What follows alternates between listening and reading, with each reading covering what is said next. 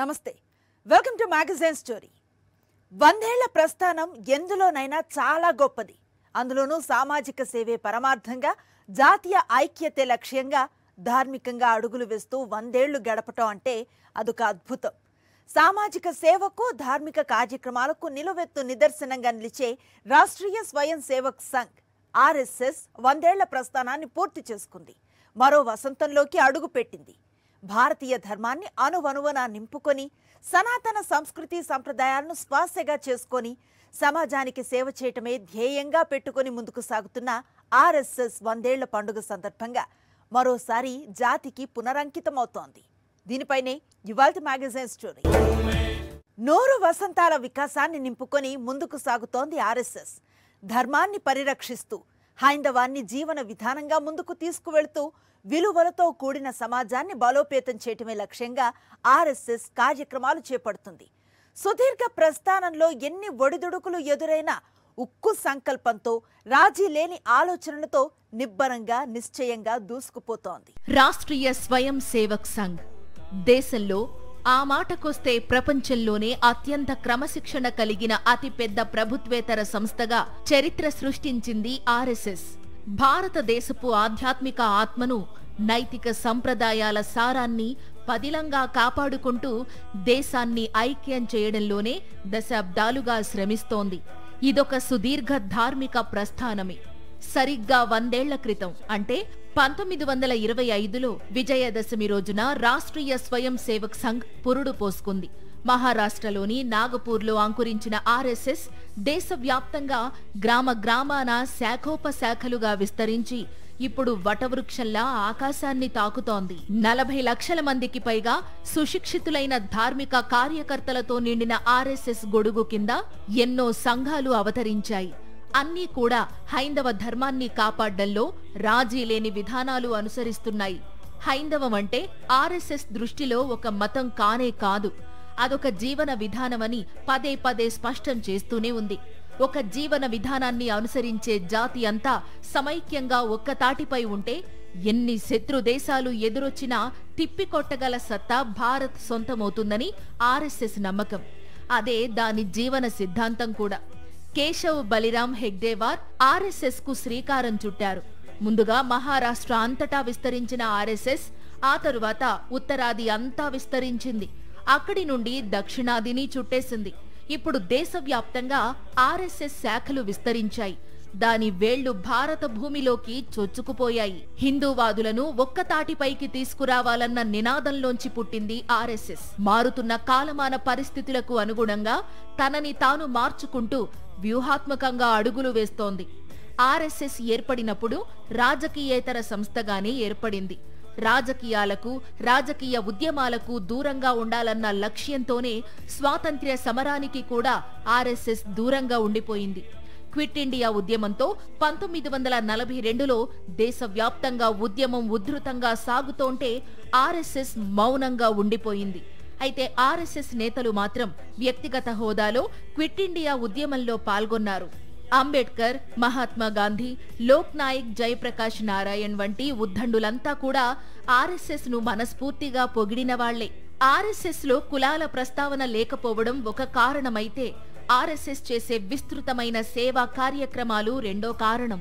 దేశంలో ఎక్కడ ఏ విపత్తు చోటు చేసుకున్నా, ఏ ప్రకృతి వైపరీత్యం ఉగ్రరూపం దాల్చినా, విధ్వంసాల్లో సర్వం కోల్పోయి నిలువ నీడ లేకుండా మిగిలే బాధితులను ఆదుకోవడంలో ఆర్ఎస్ఎస్ ముందుంటుంది. అసలు ఆర్ఎస్ఎస్ శిక్షణలోనే ఇందుకు సంబంధించి చక్కటి తర్ఫీదు ఉంటుంది. నిత్యం ఆర్ఎస్ఎస్ శాఖలకు వెళ్లే యువతకు యోగా, ఫిజికల్ ఫిట్నెస్, ఆటలతో పాటు దేశభక్తి, సాటి మనిషికి సేవలందించడం, మానవతా దృక్పథాన్ని ప్రదర్శించడం వంటి ఉదాత్త కార్యక్రమాలపైన శిక్షణ ఇస్తారు. భారత సాంప్రదాయపు విలువలను బోధిస్తారు. ప్రత్యేకించి ఆపదలో చిక్కుకున్న వారిని రక్షించి వారికి సహాయ కార్యక్రమాలు అందించేలా వారిని తీర్చిదిద్దుతారు. స్వాతంత్ర్యం వచ్చాక ఆర్ఎస్ఎస్ పై 3 సార్లు నిషేధం విధించారు. మొదటిసారి మహాత్మా గాంధీని ఆర్ఎస్ఎస్ కు చెందిన మాజీ సభ్యుడు నాథూరామ్ గాడ్సే హతమార్చినప్పుడు ఆర్ఎస్ఎస్ ను నిషేధించారు. అయితే జాతిపిత దారుణ హత్యకు ఆర్ఎస్ఎస్ కు సంబంధం లేదని నివేదికలు తేల్చడంతో నిషేధాన్ని ఎత్తివేశారు. రెండోసారి ఇందిరాగాంధీ హయాంలో ఎమర్జెన్సీ విధించినప్పుడు ఆర్ఎస్ఎస్ పై నిషేధం విధించారు. ఎమర్జెన్సీ ముగియడంతోనే ఆర్ఎస్ఎస్ పై నిషేధాన్ని తొలగించారు. మూడోసారి 1992లో బాబరీ మసీదు విధ్వంసానంతరం ఆర్ఎస్ఎస్ పై నిషేధం విధించారు.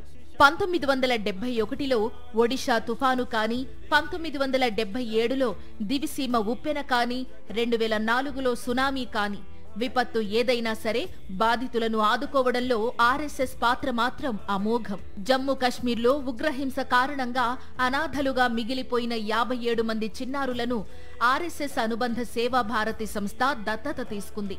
వారికి విద్యా బుద్ధులు నేర్పించి ప్రయోజకులుగా తీర్చిదిద్దే బాధ్యతను భుజాలకెత్తుకుంది. చిత్రమేంటంటే ఆ 57గురిలో 38 మంది ముస్లిం పిల్లలే. ఈ విషయంలో ఆర్ఎస్ఎస్ ను సిద్ధాంతరీత్యా వ్యతిరేకించేవారు కూడా ఆర్ఎస్ఎస్ సేవా కార్యక్రమాలను పొగడకుండా ఉండలేరు. క్రమశిక్షణకు మారుపేరు ఆర్ఎస్ఎస్.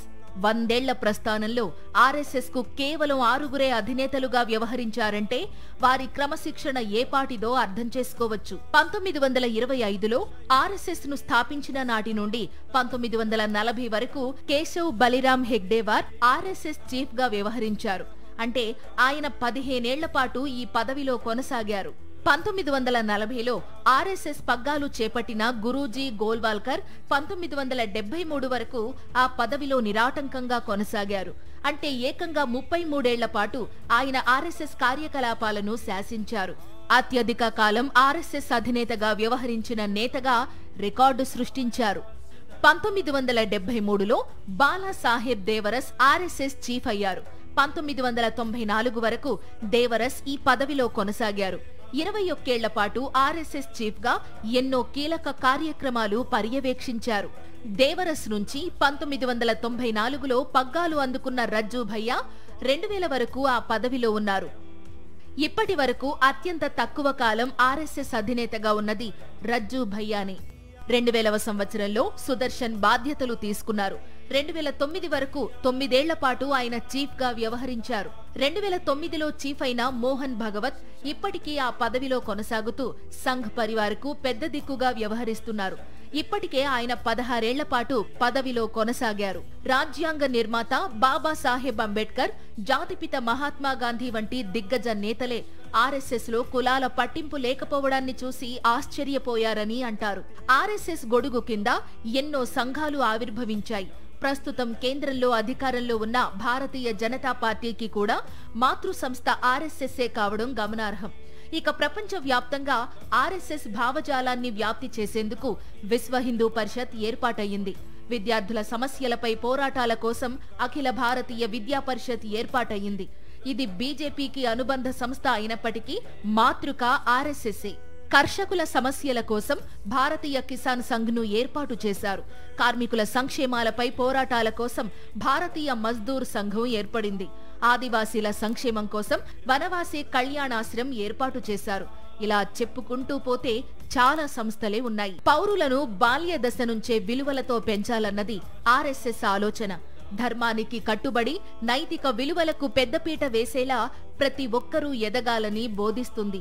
ఆధ్యాత్మిక ఆలోచనలే కాదు, శాస్త్రీయ దృక్పథాన్ని పెంపొందిస్తూ ఉంటుంది. పర్యావరణ కాలుష్యానికి మనిషే కారణమని ఆరోపించిన మొదటి ధార్మిక సంస్థ ఆర్ఎస్ఎస్ఏ. అందుకే పర్యావరణాన్ని కాపాడుకుంటూ, ధర్మాన్ని రక్షించుకుంటూ, సంస్కృతి సాంప్రదాయాలను పదిలంగా చూసుకుంటూ ప్రస్థానం సాగించాలని ఆర్ఎస్ఎస్ లో చేరిన ప్రతి ఒక్కరికి నేర్పిస్తారు. పాకిస్తాన్, బంగ్లాదేశ్, బర్మా, భూటాన్, నేపాల్, థాయిలాండ్, ఆఫ్ఘనిస్తాన్, శ్రీలంకలను కలుపుకుంటూ బ్రిటిష్ పూర్వ సామ్రాజ్యంలోని అఖండ భారతాన్ని పునరుద్ధరించాలన్నది ఆర్ఎస్ఎస్ కల లక్ష్యం. దేశం యొక్క ఏకత, సురక్ష, సామాజిక సామరస్యత, ప్రజాస్వామ్య ధర్మం, సంస్కృతి లాంటి విషయాలను రక్షించే క్రమంలో స్వయం సేవకులు ఎన్నో కష్టాలను ఎదుర్కోవలసి వచ్చింది. అయితే ఎన్ని ఇబ్బందులు వచ్చినా, సంక్షోభాలు తరుముకొచ్చినా, రాజకీయపు అణిచివేతలకు తెగబడినా ఆర్ఎస్ఎస్ వెనుకడుగు వేయలేదు, నీరుగారిపోలేదు. రెట్టించిన ఉత్సాహంతో కర్తవ్య పాలనలో మరింత దూకుడుగా ముందుకు సాగింది. అందుకే ఆర్ఎస్ఎస్ ను దేశంలోనే లేకుండా చేయాలని కొన్ని పార్టీలు, ప్రభుత్వాలు ప్రయత్నించినా అది సాధ్యం కాలేదు సరికదా. ఆర్ఎస్ఎస్ ఏటేటా మరింత బలం పుంజుకుంటూ నేడు 100 ఏళ్ల ప్రస్థానాన్ని పూర్తి చేసుకుని గర్వంగా కాషాయ జెండా ఎగరేస్తోంది. రాష్ట్రీయ స్వయం సేవక్ సంఘ్ది ప్రత్యేక భావజాలం. అది ధార్మిక సిద్ధాంతపు పునాదులపై ఏర్పడిన ఇజం. అందులో నుంచే దేశానికి 2 ప్రధానులను అందించింది ఆర్ఎస్ఎస్. 20వ శతాబ్దపు చివర్లో అటల్ బిహారీ వాజ్పేయి ప్రధాని అయితే 2014లో నరేంద్ర మోదీ ఆర్ఎస్ఎస్ ఆశీస్సులతోనే దేశ ప్రధాని అయ్యారు.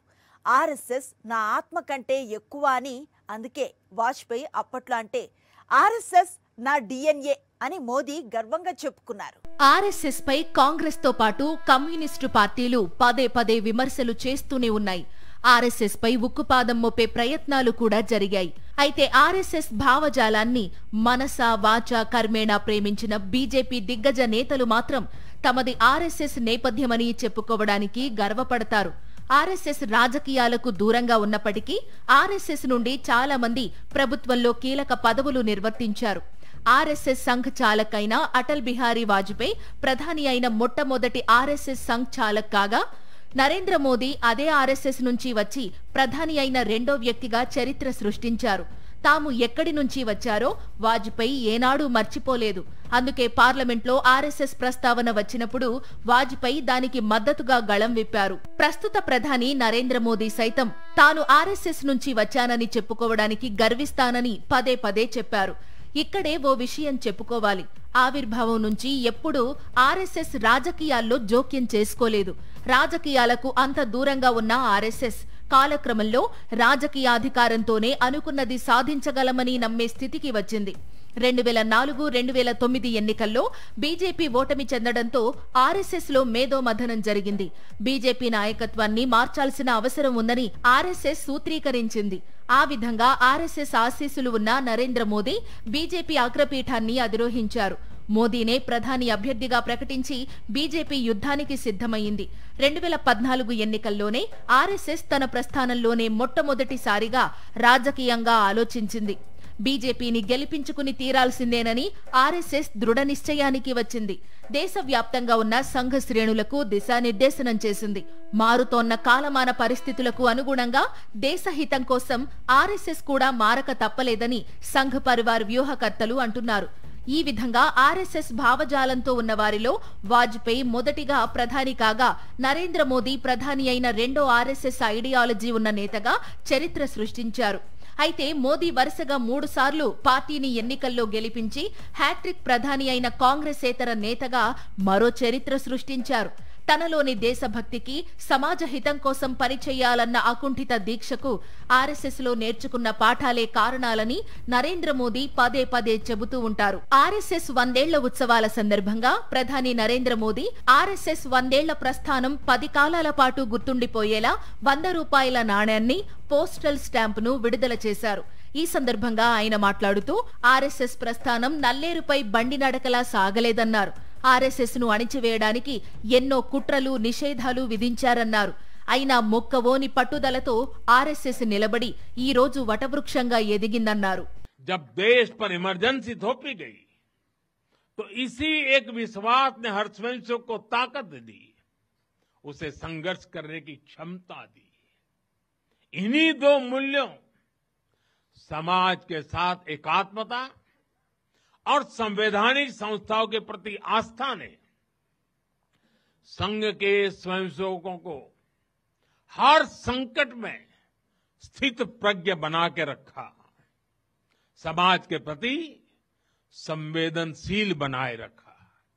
इसलिए समाज के अनेक थपेड़े झेलते हुए भी संघ आज तक विराट वट वृक्ष की तरह अडिग खड़ा है. देश और समाज की सेवा में निरंतर कार्य कर रहा है. ఆర్ఎస్ఎస్ నమ్మేది చెప్పేది కూడా వసుదైక కుటుంబం. భిన్న సంస్కృతులు, విభిన్న సంప్రదాయాలు, రకరకాల జీవన విధానాలు ఉన్నా మౌలికంగా భారతీయులంతా ఒక కుటుంబమని ఆర్ఎస్ఎస్ చెబుతుంది. అయితే కోట్లాది మంది ప్రజలు, విభిన్నమైన వర్గాలు ఉన్న సమాజంలో అందరినీ మెప్పించే నిర్ణయం తీసుకోవడం కత్తి మీద సామే అవుతుందని ఆర్ఎస్ఎస్ చీఫ్ మోహన్ భగవత్ అంటున్నారు.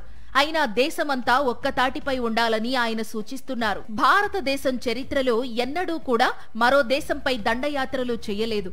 ఎవ్వరితోనూ యుద్ధాలు కోరి తెచ్చుకోలేదు. పరమత సహనాన్ని బోధించిన భారతీయం అందరూ ప్రశాంతంగా ఉండాలనే కోరుకుంటుంది. అయితే ప్రపంచంలో కొన్ని దేశాలు మాత్రం మనలా శాంతి కోసం ఆలోచించరు. కాబట్టి మనం ఎప్పుడూ అప్రమత్తంగానే ఉండాలని మోహన్ భగవత్ పిలుపునిస్తున్నారు. భారత సమాజం మరింత బలోపేతం కావాలంటే ఆర్ఎస్ఎస్ సూచించిన పంచ పరివర్తన అంశాలను ప్రతి ఒక్కరూ పాటించాలని ఆర్ఎస్ఎస్ సిద్ధాంతకర్తలు పిలుపునిస్తున్నారు. 100 ఏళ్ల ప్రస్థానం పూర్తి చేయడం చాలా గొప్ప విజయం. అయితే ఈ ప్రస్థానం ఇప్పుడే కీలక దశలో ఉందంటున్నారు ఆర్ఎస్ఎస్ సిద్ధాంతకర్తలు. ఇప్పుడు గేర్ మార్చి మరింత ముందుకు అడుగులు వేయాల్సిన అవసరం ఉందని వారు అంటున్నారు. అందుకోసం యువత ఆర్ఎస్ఎస్ తో మమేకమై భారతీయ పౌరులుగా తమ బాధ్యతలను నిర్వర్తించాలని వారు హితవు పలుకుతున్నారు. ఇది వాల్టి మ్యాగజైన్ స్టోరీ. మరో ఇంట్రెస్టింగ్ టాపిక్ తో మళ్ళీ కలుద్దాం. అంతవరకు స్టే ట్యూన్ టు సాక్షి.